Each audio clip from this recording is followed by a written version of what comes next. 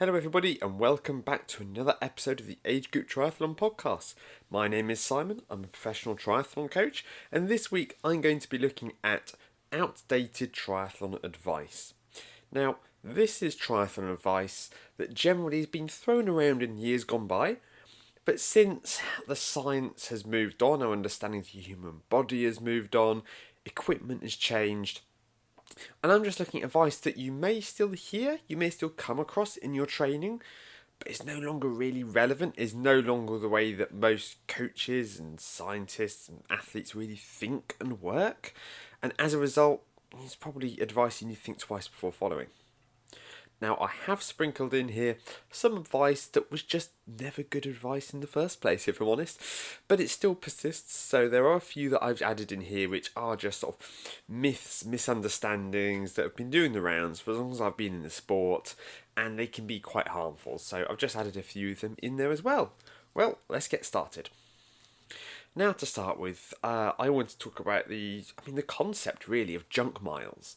A lot of athletes will tell you need to avoid junk miles in your training, and it kind of begs the question, really. Well, what does a junk mile look like?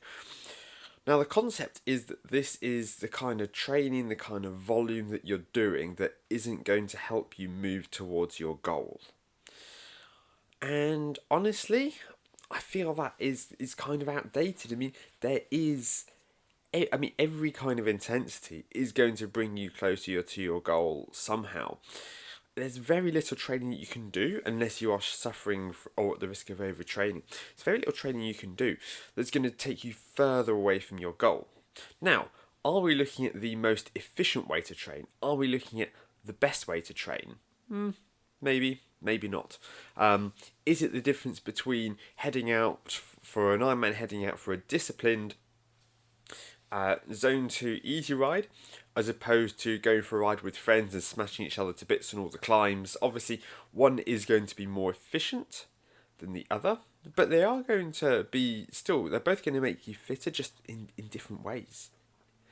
Now, the closest thing to sort of junk miles that people would understand, generally speaking, is that zone 3 training, that comfortably hard, where you're not really building your aerobic system because your body is developing, a fair amount of lactate. But at the same time, you're not really working hard enough to stimulate any huge gains. But even when you're doing those sessions, you are still developing muscular endurance. So it's not wasted time. So honestly, I think we can take the concept, the idea of junk miles, and say, look, volume is volume. Even if you're just commuting to work through traffic, it's still time on your feet. It's still time in the saddle. It's still time in the pool. And generally speaking, that's only a good thing. Next up is the idea that you need to start with a sprint triathlon and you need to work your way up. Now, it's classic gatekeeping, really, if you ask me. It's the way that things certainly were done in years gone by, especially sort of in the 80s and 90s when sport really started out. The idea was you'd start off with a nice short race and you would race that distance for a time before you moved up to the next goal. Now, this is quite similar almost to how our approach to work and our career has changed. When I first worked in the film industry, I worked as an electrician, and the idea was that you would do your time as a spark, as an electrician, and you spend sort of 5 to 10 years really learning that craft. Then you'd move up to being a best boy, and then once you got really good at that, then you'd earn your right to move up and to be a gaffer, to be the head of department. But the world has changed. There is no longer this career security, this idea of the job for life.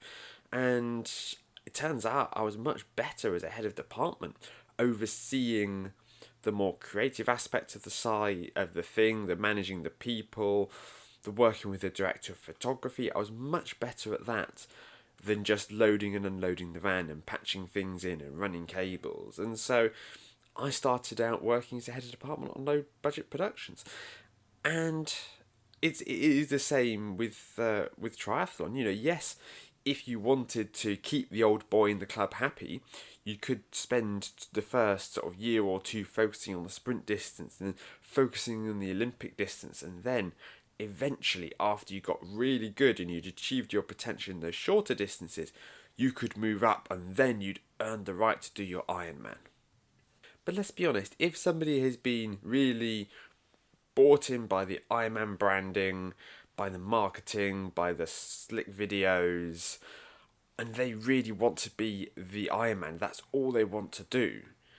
And then you've got some old geezer who's telling them, oh no, you need to take at least 8 to 9 years to build up to the Ironman. Most people, if they have a reasonable level of health and base fitness, like within a year or two, they can do their first Ironman. It's not going to be fast, it's not necessarily going to be pretty, but they can do it. Okay, so if this is something that's really important to you, then don't listen to the naysayers. Don't listen to people who are telling you, yes, or you've got to do this the proper way, okay? Do what works for you. Next up is that your heart rate threshold is 220 minus your age. So a 40-year-old triathlete's threshold heart rate would be 180 beats per minute. This is really just a guideline. It was never especially accurate. It was never especially good advice. I think it's only ever been designed to be a rough guide to help people starting out. The only way to really know your threshold heart rate is to go to a lab, to do a step test, to get your lactate readings, and then come away with a nice piece of paper that tells you exactly what your heart rate threshold is. However, honestly, I don't believe that in 2025 we should be pushing people towards a lab. I'm not saying that lab training doesn't have its place, but not only is the accuracy of heart rate monitors, sort of questionable at best. We do definitely get some strange readings coming out of the heart rate monitors at times, but also our heart rate varies, relatively significantly day to day, based on the climate, stress levels, other things going on in our life, and that having that exact number within 1 or 2 beats per minute, I don't think is really that important. So when you go out and you complete anything that's either really hard for 20 minutes or 60 minutes or sometimes 30 minutes, chances are your training software or your watch is going to pop up and give you a notification and go, you set a new heart rate threshold. Do you want to apply that? You go, yes, please. And that is the way that we can sort of establish what a threshold heart rate is. Now, this isn't perfect, but I would say for most athletes, it's close enough. If you went to a lab, you may discover that it's maximum 2 or 3 beats per minute higher than this, realistically. Just be careful of this. If you get a notification that tells you set a new heart rate threshold, have a look at the data from the session. I set one the other day that told me that my new threshold was 220 beats per minute because my heart rate monitor was doing something absolutely mental for some reason during my ride. And it came back and gave me a ridiculous reading. So you do need to engage your brain, have a look at it, sort of see how it compares to your historical results. I would also exercise caution if you're doing this using a wrist-based heart rate monitor. I'm not saying, we shouldn't be using these at all, that we should switch them off. But if you're going to be training to heart rate, really you have to use a chest strap. It's just so much more accurate. The wrist-based heart rate is useful if somebody goes out and does a training session and I can then look at their heart rate and I can go, oh, look at this, we were in heart rate zone 2 and we were in power zone 2, which suggests that everything's working as it should be, whereas a consistently elevated heart rate could tell me that the athlete was very fatigued or there was something wrong. Next up is the idea that you have to have a rest day or the idea that you shouldn't take a rest day. This has never been good advice, honestly, and people really need to do what works for them. In days gone by, I did sort of insist my athletes took rest days, even when they sort of pushed back a little bit against that. honestly, I no longer have that. If an athlete tells me they really want a rest day, I give it to them. If an athlete says they don't want a rest day, they feel better without a rest day, then we'll do something really light on the seventh day. But I'm trying to get out of the habit of telling people, oh, this is what you need to do, this is what you should do. But unless an athlete tells me I don't want a rest day, I'll always give them one because I feel it's better to err on the side of caution rather than pushing athletes too hard. Next up is looking at the idea that 30 minutes on the turbo is worth an hour on the road. What a load of nonsense. There is nothing special about turbo training that will make it a more efficient use of your time. If we are outside and we're turning the pedals, if we're indoor and turning the pedals, if we're working at the same power output, if we're working at the same heart rate, how could riding indoors possibly be twice as productive? It just doesn't make sense. And I think this questionable piece of advice is based on the idea that people who are going to be riding the turbo will be riding a structured interval session. And if we're looking at that, then okay, maybe there's some mileage in that. But the idea that the turbo trainer sort of mythically makes you faster, what a load of nonsense. There is nothing special about it, it's just a different way to ride your bike. Now, in this slightly more enlightened age, we are understanding the human body a lot more, physiology, and we are no longer sort of working on the assumption that we need to go hard or go home. Which definitely, when I first started triathlon, this was still flying around quite a bit. The fact that you had to go hard in all your sessions and really push yourself, achieve your max, whereas nowadays we're a lot more educated. We understand. Now, it was always bad advice. There were very few coaches and experts out there who would say, "Oh yes, you really need to go hard in every session." The Brownie brothers might have disagreed with that. I know that they have always done a lot of intensity in their training, but they also spent a lot of time injured. And the second half of Alistair's career and Johnny's career actually were relatively disappointing. It saddens me to say, but Johnny's still out there. However, I think the chances of us seeing him on a major podium are now reduced. The whole go hard, go home thing, you need to take that with a massive pinch of salt. If you are doing a sprint triathlon, if you know your body, if you know that you can do 3-4 hard sessions a week, okay, proceed with care. Maybe you can, but I really want to, especially if somebody's training for a longer event, I really want to move them away from the idea of that macho, always pushing kind of mindset.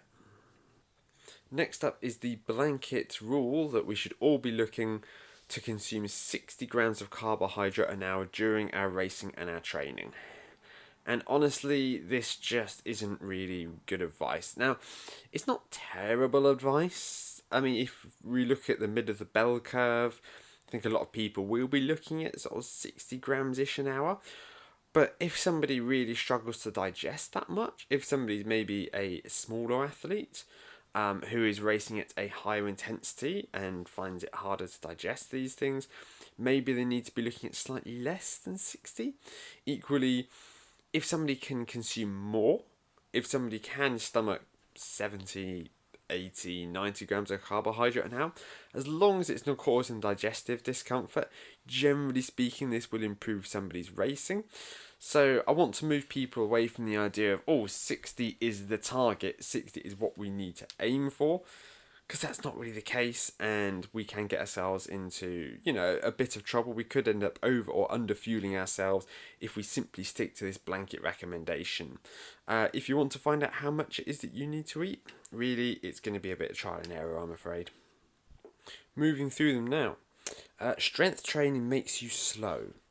Now, if somebody is lifting to get bigger, if somebody is looking to put on mass, to bulk themselves up, then yeah, that will slow them down. It's going to add unnecessary weight, which isn't really going to add much to our performance. However, if somebody is lifting to gain strength rather than build size, if somebody is doing plyometrics, if somebody is lifting to reduce their risk of injury, this isn't going to slow us down at all. And you know what? It's going to make us faster. I don't want to sort of fall down this rabbit hole. A lot of you will have heard me go over this a few times anyway. But the idea that strength training will make you slow is generally just an excuse wheeled out by people who don't want to do strength training, and we can leave that one in the past. Next up, the idea that you should use a two-piece triathlon suit for longer triathlons for comfort reasons. Now, I did a little bit of research before I started recording this episode, and I could find a couple of companies that were still doing two-piece triathlon suits. I found one company that was just doing tri-shorts, but the idea of the classic two-piece triathlon suit, it seems to have died. There are a few reasons I think that it's unpopular. First off is the fact that you have this waistband digging into your stomach. When you're wearing triathlon shorts, they have an elasticated waist, which will sit around sort of your waist area, which generally speaking is going to add some compression, is going to add some pressure to your gut. And if you are out there doing an Ironman marathon, just really trying to manage your digestive system, and you've got this unwanted pressure on that area of your body, it's just not really going to help. It's not going to work. And the fact is that, honestly, the only real benefit of these suits for most people is that they allow you to to use the toilet a lot easier. You can just pull the shorts down, sit on the toilet and do your business rather than having to sort of to peel yourself out of your tri-suit. I mean, it only realistically saves you 10-15 seconds at every toilet stop for most people. And it's hopefully those 10 or 15 seconds won't be the difference between making it to the toilet or not for you. But it really doesn't warrant having to buy yourself an entirely new tri-suit for most people. However, there is a situation in which I would recommend that somebody still does try to seek out a two-piece triathlon suit. And that is somebody who has a body which is either sort of notably longer in the legs or in the torso, and they just really struggle to find one-piece triathlon suits that fit them due to the shape of their body. So, generally speaking, I think that most people are better off either going for a one-piece triathlon suit. These suits have come on an awful lot in their comfort these days, or to do a full kit change if you're doing a longer distance event and you're concerned about comfort. I think that for most people, two-piece triathlon suits just sort of sit in that awkward middle ground really, and they're not cheap. I'm going to move on now to some more sort of sport-specific ones, and we're going to start by looking at the swim. So, the thumb first hand entry is the first one that I'm going to look at. Now, this is how a lot of us who grew up in the 80s and 90s were taught to swim, and it is still sometimes taught today from sort of teachers who just sort of haven't updated their training, or they just, refuse to change what they do anyway. I think we all know people like that. But the reason that the thumb first hand entry is no longer really taught is that it places a lot of strain on your shoulder. So as your hand enters the water, if your hand enters sort of thumb first, so on its side, you're then twisting your hand around within the water, which places some strain on the shoulder. Now, just for a few strokes, for a length or two, it's not going to be anything of note. But if you are doing this over a very long swim, if you're going to do a 4-kilometer swim workout, and you do maybe 2 or 3 of these a week, all of this load on the shoulder is going to add up and add up and add up. So the faster way to swim as well, because you don't have to spend the time twisting your hand in the water, is to what I call a middle finger first hand entry. So instead of entering with your thumb first, you want your hand to enter the water with your middle finger first to give you a nice clean hand entry. Now, whenever I point this out to someone, I'd say that a good 50% of swimmers who come to me and I help them with their technique, they have this thumb first hand entry. And it's always really weird to start with, but they start to realise after a time, even sort of before the end of the session, after using this, actually, it allows me to maintain sort of a higher stroke rate. Now, you may think to yourself, hang on a minute, why is it that we would ever be taught something that would cause injury? Well, the idea is that you teach a child a thumb first hand entry to stop them absolutely walloping the water with their wrist or their palm when you first teach them to use their arms for swimming. And you know what? There is some mileage in this. It does stop the swimming teacher from getting splashed quite so much. However, the idea is that once the sort of swimmer gets to club level, once they start competing, that they would then teach them to move away from the thumb first hand entry and towards that more standardised sort of middle finger first hand entry. But let's be honest, how many children make it to club level compared to those who start using their arms? It's only a very small percentage. So I always, when I was working as a swimming teacher, always got them to sort of focus on that middle finger first, but soft hand entry is how I taught it. I think it's a less lazy way of teaching, personally, but then again, I would say that is how I do it. But yeah, I think that if you are entering with your thumb first, do give a go with that middle finger first hand entry and see how you get on with it. Because generally speaking, there aren't many people who preach the thumb first these days. Next up, in questionable advice you may have heard from swim coaches, is to do an S pull under the water. So the idea is that your hand would enter the water, shoulders width apart, and then as you pull your arm back, you would then bring your arm sort of underneath your body, towards the centre line of your body, and then further out to the side again. So it's very difficult for me to explain this. A lot of you will know exactly what I'm talking about, but essentially you're drawing an S with your fingers pointing down towards the bottom of the pool. Now, this is something which, I don't know, there could be some marginal benefits to this. If you are swimming an event such as the sort of 400 metres in the pool, I don't think it's something that you see top level swimmers really doing very much these days. But there are two reasons that I advise against it. Firstly, is it's just another thing to have to think about. There's enough going on in your stroke without you having to think about this little sort of wiggle with your hand that, for my money, doesn't really achieve that much. The second reason I dislike it is that, okay, it can be fine when you start out, but as you start to fatigue, it doesn't matter. Don't care who you are, you're going to fatigue when you're doing a swim in a triathlon. When you start to fatigue, then this S bend, rather than sort of stopping just short of the centre line of your body, is going to start to work its way to the other side of your body.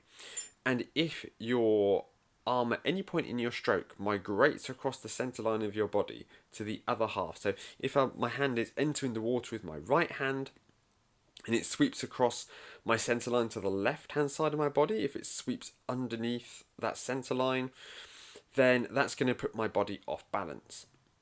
Now, the good news is that you're not going to roll onto your side helplessly like a turtle when this happens. The bad news is that your legs are going to stop you from rolling over by kicking out really wide in something we call a scissor kick. If you have a look at a lot of people swimming front crawl, especially in the slow lanes, you'll see that a lot of them have a really wide kick that sort of really sticks out, a very aggressive angle. The real issue with this is that it creates drag and it really slows you down. So any potential marginal benefits that could have come from having that S bend in your stroke will be wildly undone by having a scissor kick that creates a huge amount of drag in the water. So my advice is not to bother with the S bend in your freestyle stroke. Next up in terrible swim advice that still refuses to die is the idea that you need to get in the water 5 or 6 times a week. And this is normally pushed by, guess what, swim coaches who don't understand triathlon. And realistically, most age groupers are lucky to get in 3 swims a week. I think 2 is probably the average. 3 is really good. Anything more than that it's great. You know, if somebody can swim 5, 6 days a week, if somebody has the time and somebody has access to a pool that's close enough, if somebody's not really doing an awful lot more with their life than triathlon training, great. You know, I would love it if all of my athletes could swim 6 days a week, but the idea of pushing people towards this, especially when you're saying, oh, you've got no excuse not to get these 6 swims a week in, you have so many excuses, so many reasons. There is much better things to do with your time than all the travel. You know, swimming is the least efficient training, time wise, and you know, sink all of this time into our pool swimming when the gains that we sort of get in our racing, remember, is the shortest discipline. I'm not saying that swim training isn't important at all, but if you are going to be massively sacrificing your strength training, your run training, and your bike training to get in these 6 swims a week that your swim coach insists on, like, how much impact is that really going to have on your race day experience? Not much at all. So my advice is just don't stress. Be happy if you can just fit 2, maybe 3 swims in a week. You're doing absolutely fine. Moving on to the bike now. I'm going to start with Slam That Stem. And this is something that, you know, did the rounds an awful lot. Sort of 2012 onwards, when there was this real boom in road cycling. And for those of you that aren't aware, the stem is what connects your handlebars to the rest of your bike. It's that tubing that that has the bolts that attach to what's called your headset. Now, if you look underneath your stem, maybe above the stem as well, you'll see you have a number of spacers, which are sort of metal discs. And what you can do is you can undo the headset with the Allen bolt on top. No, it's normally an Allen bolt, at least. It may be slightly different on some different bikes. And you can remove some of the spacers from underneath your stem, which will lower your stem and thus your handlebars. Now, the supposed benefit of this is that it gets you in a lower, more aggressive position, which will make you faster. Yes, generally speaking, the lower we get, the faster we will be. However, do you really have the mobility to be able to hold that position? Now, slamming a stem is where you lower it as far as you possibly can to get yourself as low as you possibly can. If you are looking to play around with this, if it feels like you're quite upright in your position and you do think you'd like to try something a bit racier, try removing one spacer at a time, okay? There are different size spacers, so use your noggin, have a look at the order in which you can move them, swap them around, and you can then decide what kind of height is best for you. Next up, we are going to move on to the idea that you need to hold a steady power throughout the entire race. Now, you may say, well, hang on a minute, are you suggesting that we should be surging? Well, not intentionally really throughout your race, but if we have an idea in our head of, okay, I want to average 160 watts, that's my target for this race. Are you planning to hold 160 watts on the flats, on the uphills, and on the downhills? Because I'm relatively confident that somebody isn't going to be able to hold their race pace, for most events at least, on the downhill. They're often too technical, too windy, too steep. There's plenty of reasons why we wouldn't be able to hold a race power on the downhill. And also, when we get to the uphills, are you going to be able to hold that sort of zone 2 Ironman power on a steep hill? No, you're not. It's going to go slightly above that.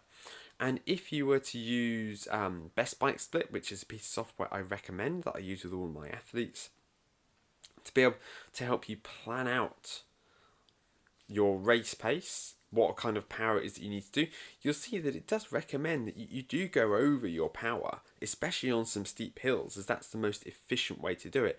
And on the downhills, if they are technical, if they are steep, if you're not able to hold that race power on the downhills, and you still want to average your 160 watts, then you're going to need to push a little bit harder on the hills to be able to hit that average anyway.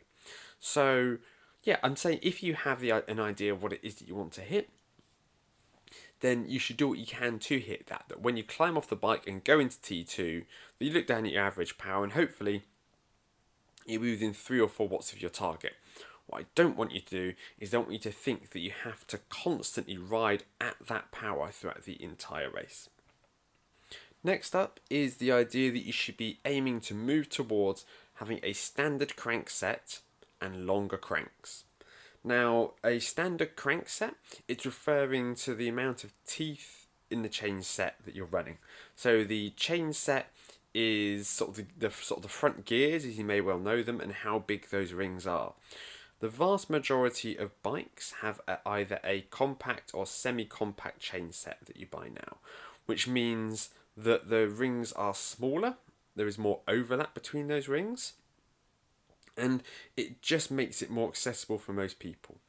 You can get bikes that still have standard crank sets. I know that I have one on my time trial bike, and it does allow you to push a bigger gear, which is useful when I say bigger gear allows you to encounter more resistance, for you to be able to ride faster on the flats. If you're a very high level athlete, you're not going to get to the point on a slight downhill where your legs are going to start spinning because you can't put down enough power. It will allow you to ride harder on the downhills. The downside to this is that you don't have as many it's going to be harder going uphill basically. You won't be able to slip down to a nice small easy gear in the same way on the steep uphills. Now, road cycling is one of those sports that, they like to be tough. They like to make out they're harder than each other.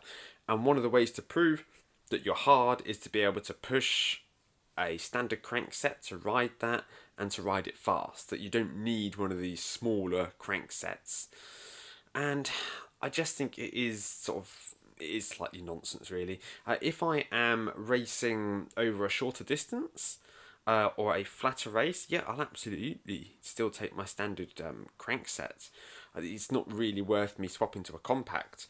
However, when I did my first Ironman, it was Ironman UK 2019, 2,500 meters of elevation gain on the bike. It was really hilly, and I really regretted taking my time trial bike with my standard chain set. It just made it unnecessarily difficult for me. I'm not a really powerful rider anyway. So the idea that a standard crankset is better, crankset, chainset, those two words are interchangeable in my book at least. You shouldn't see it as being a target. This shouldn't be something that someone should tell you to upgrade to, okay? You should just probably most of the time stick to what it is that you have on your bike. And if you do find yourself really running out of gears on the downhill, then and only then is when you might want to start looking at an upgrade to a standard. Now looking at the second part of this, which is crank length. The vast majority of bike fitters are now starting to understand that shorter cranks are just better, really, for most riders. It is as much to do with the way that you generate force as it is the angles of the hip and the leg and everything that sort of comes into that. Now, I'm not a bike fitter. I'm afraid I can't give you a really detailed explanation into all of this. However, the idea that you need to go for a standard crank set, you need to go for bigger cranks, that you should be pushing really hard, really big gears, making life more difficult for yourself. Generally speaking, it does belong in the past. I really wouldn't recommend anyone looks to lengthen their cranks. In fact, a lot of people do better by shortening their cranks. So that is my tip there, is not to listen to people who tell you to change your cranks or your chain set if it's working for you. Moving on to tyres now.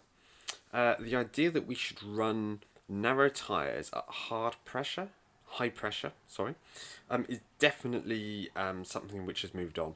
There are very few, if anyone, really, from the sort of the physics and the sports science space who are saying, oh yes, we should be riding 23mm tyres at 120 psi.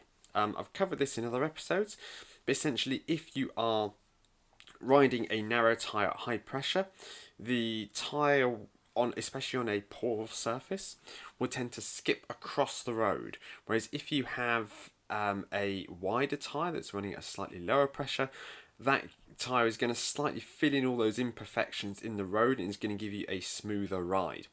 If somebody, especially if they're a lighter rider, is riding fast over some non-perfect tarmac, that bike is going to be skipping along. You're not going to get the same power transfer to the road, and it's just not really the most efficient way to ride.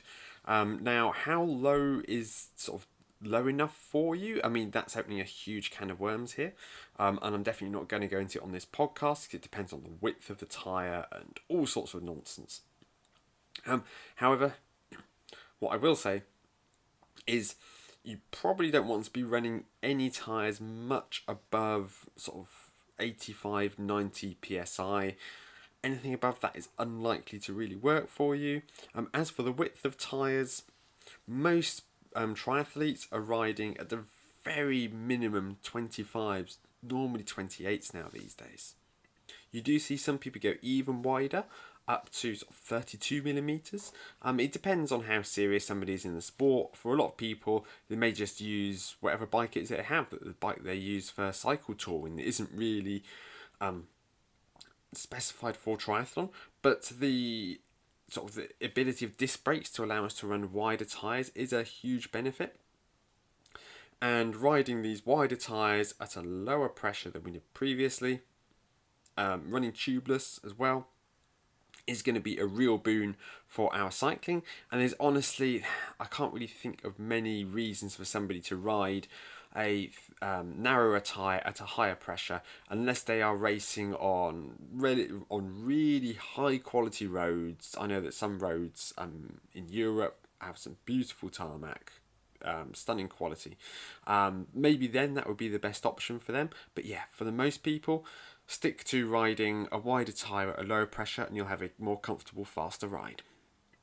Next up is the advice that we shouldn't be running deep rims or disc wheels in the wind. Now this does depend entirely on the type of wind that you're riding in.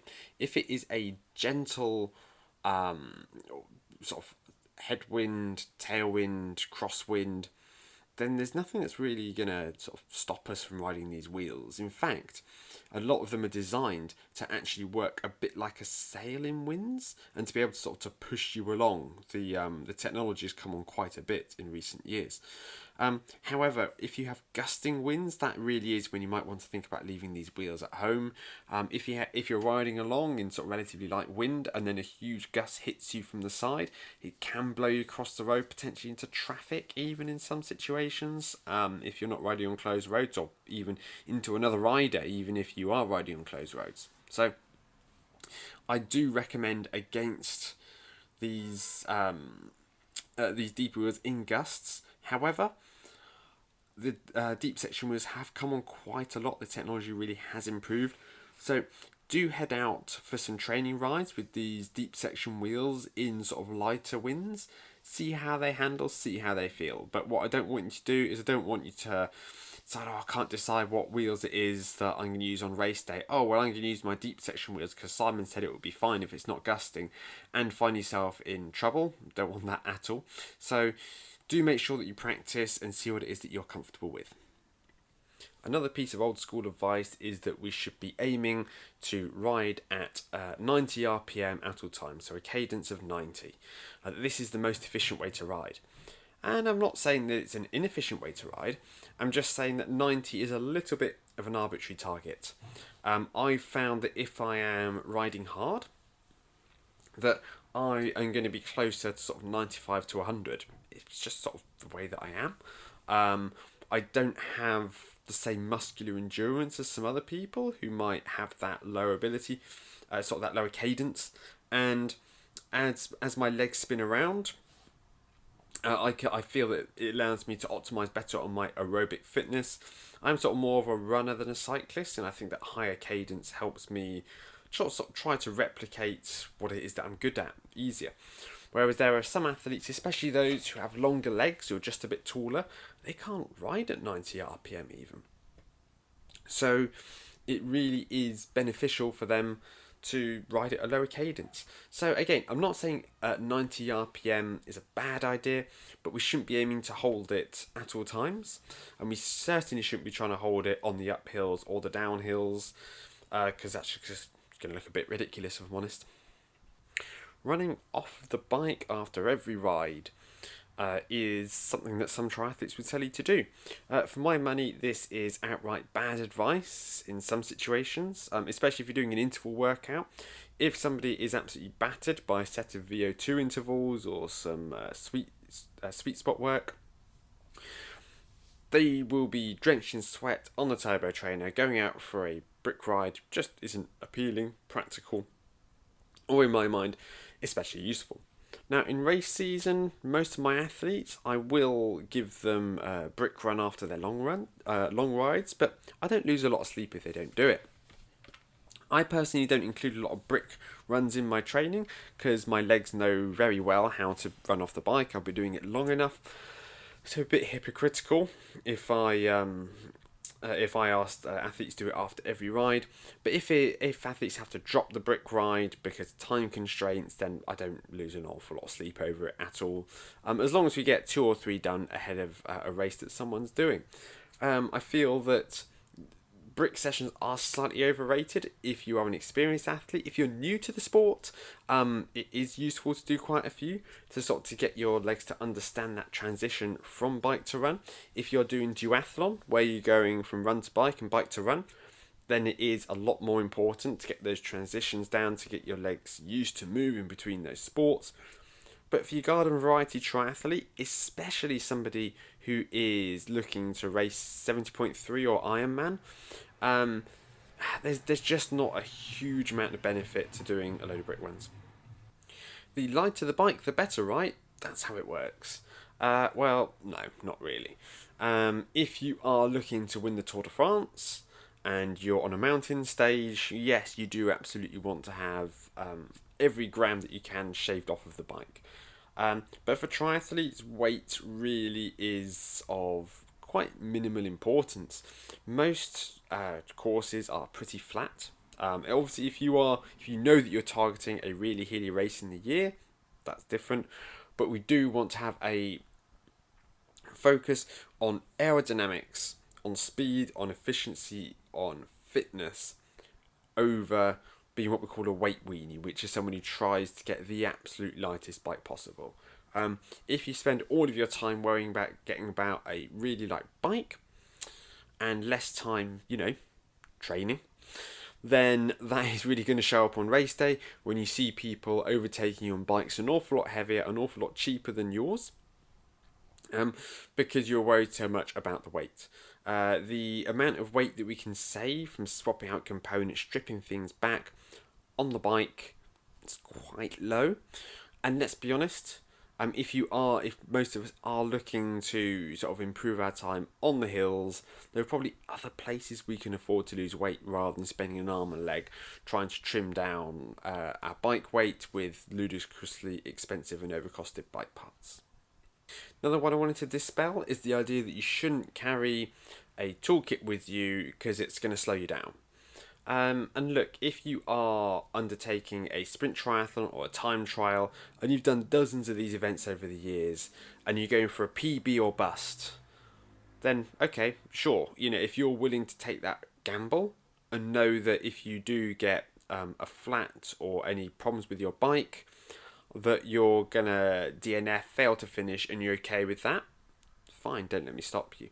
However, for my money, the amount of time that I would lose over a sprint triathlon by having leaving my saddlebag at home with my tools and my tire levers in, I don't know, it might save me 2 or 3 seconds over the bike. It's not really worth the risk.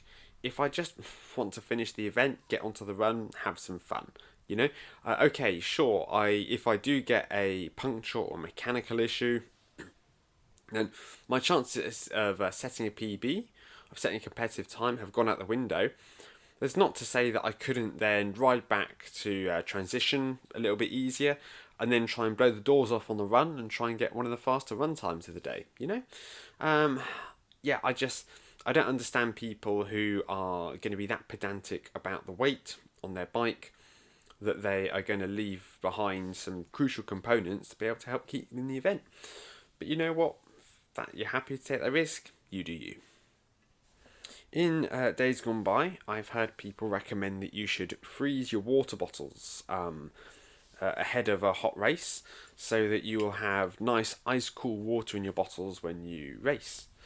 The issue with this is that water tends to expand when it freezes, which in a lot of cases can cause your water bottles to split, which means that they may just not fit in the bottle cages at all, or if they do, then as soon as the ice starts melting, your water's just going to dribble out of these cracks that have appeared. Alternatively, it may be that the ice just doesn't melt as quick as you'd like to, and you don't actually have any water to drink on the bike. This is a pretty bad idea. It was a terrible advice at the time. I haven't heard it for a few years now, but if anyone suggests you do that, at the very least practice it in training, but my advice, just steer clear. Next, we have the famous pre-Ironman marathon. Now, I touched on this a couple of episodes ago, I think, so I'm not going to go into too much detail here. But the amount of training required for a marathon to put in a respectable time, the amount of fatigue that the training and especially the race causes, honestly, I understand it can be a nice mental boost to be able to say, oh yes, I did a marathon. I can run 42.2 kilometres. That means that I'm close to doing my Ironman. Yeah, sure, I get that. I appreciate that. But really, it's just not worth it. You're probably going to end up, especially if it's your first Ironman, you're probably going to end up walking good chunks of the run anyway. And you don't need to prove to yourself that you can run a marathon to be able to complete an Ironman, because a straight marathon and an Ironman marathon are two incredibly different events. Just push through the pain on the run. It's terrible advice. Now, when we're running, we should encounter some fatigue, some muscle tiredness, some muscle soreness. Our body is going to be telling us, we want you to stop, okay? And that is, just part of endurance sport, really. Our body is going to get to the point where it goes, hang on a minute, why are we still doing this? We would quite like to stop now. We can't afford to listen to that, of course, but if our body is telling us you are in pain, you're no longer in mild discomfort, it's no longer that we would like to stop, it's that we are telling you to stop. This level of pain is, generally speaking, the experience around joints as some kind of injury. It could be if you have a stress fracture or maybe a muscle tear that you get that sensation elsewhere. But if something goes from being discomfort to pain, stop. You shouldn't be running through anything more than a sort of, on the pain scale, like a 2 at the very most. If you do get this, stop your run. Try again on your next run, see how it feels. If the pain doesn't improve after 2 or 3 runs, okay, take some action to try to address the injury and book yourself in to see a physiotherapist, or I think a physical therapist if you're over in the US. Finally is the blanket idea that you should run without socks on race day to speed up your transitions. Now, if you're doing a sprint, maybe an Olympic, and you've tried this in your training and it works fine for you, sure, why not? It does obviously speed up your transitions not to have to do that. If you are doing a 70.3 or a full Ironman, please do not do this. Even the professionals, you will see them take the time to put on their socks in transition, because if you run in shoes without any socks on, especially if the conditions are a bit damp, or especially if it's hot and your feet are going to sweat a lot, your feet are going to be chewed to bits by the end of the run. Okay, you are going to be in for a miserable time, and you're going to rue not spending 10-20 seconds to slip some socks on in transition when you are walking large sections of the run in a huge amount of pain. So again, if you know that you have very resilient feet and you've tried half marathon distant runs without socks and you want to try it for a 70.3, okay, look, It's not for me to tell you exactly what to do, but I want to move people away from the idea that they should, by default, run without socks in any triathlon. So there we have it, a collection of triathlon tips that I believe are no longer relevant because either the science has moved on, equipment has changed, or it was just never very good advice to start with. Now, before you go, I just wanted to run something past you quick. So I'm currently building a course for strength and conditioning. In it, I'm going to cover anatomy, I'm going to cover equipment, I'm going to cover all of the theory behind strength and conditioning, as well as a series of videos demonstrating each of the exercises that are used in each of the 9 training plans that are going to come included in the course. They're going to be training plans for advanced athletes with access to a gym, all the way to very new athletes who are just working out at home with no equipment. Now, when the course launches, it's going to be priced at £50, which I think is a fair price for that much content. If you pre-register, you'll get instant access to all of the theory side of it, as well as a 50% discount. Now, the pre-registration is going to come out sometime in the next week or two, once I get all of the theory content correct. And after that, I reckon it'll probably be around about a month until I get all of the videos done and all of the plans written and it's ready for launch. So, the pre-registration is not open yet. However, if you sign up to my mailing list, I'm going to put the link in the show notes.